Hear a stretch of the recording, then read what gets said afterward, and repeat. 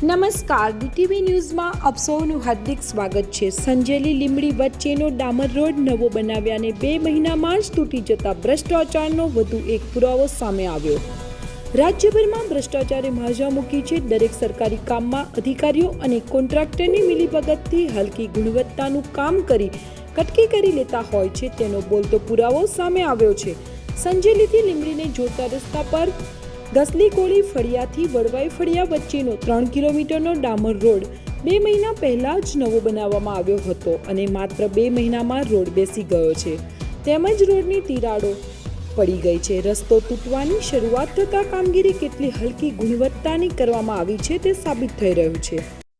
અમારે ગસલી ગામમાં પ્રધાનમંત્રી રસ્તો નવો કરવામાં આવ્યો હતો, પણ એમાં એવું થયું કે રસ્તો વ્યવસ્થિત બન્યો, બધું ઓકે થયું, પણ પરંતુ આ વરસાદના કારણે અમારા રસ્તો એવો બધો બન્યો કે તિરાડો પડી ને બધો ભંગાર થઈ ગયો અને આ લોકોએ હમણાં રિપેર કરી રહ્યા છતાં હજુ અમારા રસ્તાનું કામગીરી પૂરી નથી થયેલી અને એના માટે અમે કંઈક વ્યવસ્થિત બને અને અમારો પ્રધાનમંત્રી રસ્તો 5 વર્ષ સુધી 10 વર્ષ સુધી પણ વ્યવસ્થિત ચાલે, અમે એવું કરવા માંગીએ છીએ।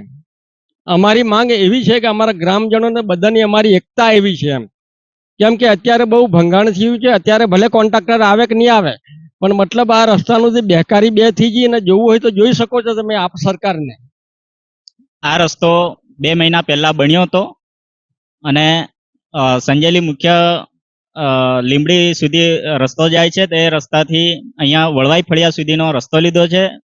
2.5 કિલોમીટર જેટલો રસ્તો છે અને આ રસ્તો હલકી ગુણવત્તાના કારણે આ રસ્તો વચ્ચેથી ફાટ્યો છે અને તૂટી ગયો છે।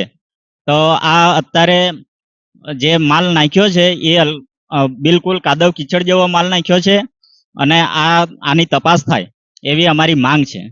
કોન્ટ્રાક્ટર દ્વારા તાત્કાલિક માટી પથ્થરો તેમજ ક્રોકરી નાખી ઢાંક પીછોડા કરવાના પ્રયાસ હાથ ધરવામાં આવી રહ્યા છે ત્યારે સ્થાનિકોએ કામગીરી સામે સવાલો ઉઠાવી સારા રસ્તાની માંગ કરી હતી તેમજ કોન્ટ્રાક્ટર સામે કાયદેસરની કાર્યવાહીની પણ માંગ કરી છે। ગસલી કોળી ફળિયાથી વડવાળ ફળિયા સુધી જતો રોડ એકદમ નીચલી કક્ષાનો માલ વાપરીને જે બનાવવામાં આવ્યો તે પ્રથમ વરસાદની અંદર ખાડા પડી ગયા છે, અડધો ધોવાઈ ગયો છે, જમીન રોડ પર તિરાડો પડી ગઈ છે અને બેસી ગઈ છે। તેના લીધે લોકોને જવામાં હાલાકી થાય છે। જે રસ્તો નદી પરથી જાય છે ત્યાં સેફટી માટેની પણ જરૂર છે, પરંતુ ત્યાં સેફટી પણ કરવામાં આવી નથી। તેના લીધે કદાચ કોઈક વાહન ચાલક નીચે પણ જઈ શકે।